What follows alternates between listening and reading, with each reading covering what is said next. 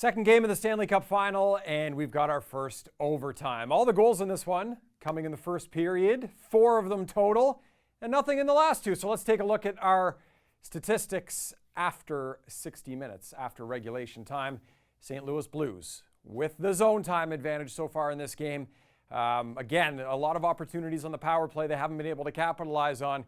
Slight edge in zone time, though, as we head to overtime. The shots, they have the advantage, and the quality shots. This is a big departure from Game 1. Back in Game 1, the Bruins outshot the Blues 16-4 from the slot.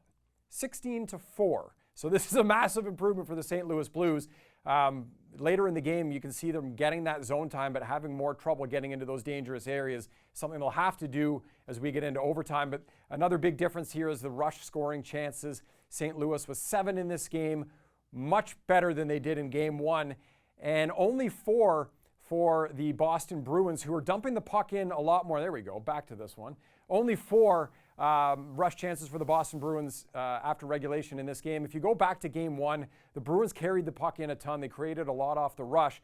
St. Louis is forcing Boston to dump the puck in on 65% of the Bruins' entries at even strength in this game, which is a lot more than around 50% that they were at in Game 1. So better job in the neutral zone defensively by the St. Louis Blues. Scores tied at 2. Let's bring up that scoring chance leader graphic. Take a look at who might be best positioned to be the overtime hero in this game.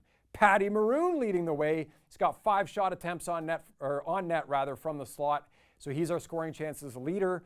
After 60 minutes, Jaden Swartz, Vladimir Tarasenko, Brad Marchand, they all have 4. They're right in the mix, and a few other guys tied with 3. So St. Louis doing a better job getting to the house so far, but as we know, anything can happen in overtime. You can get a weird goal from pretty much anywhere, but let's keep an eye on Patrick Maroon.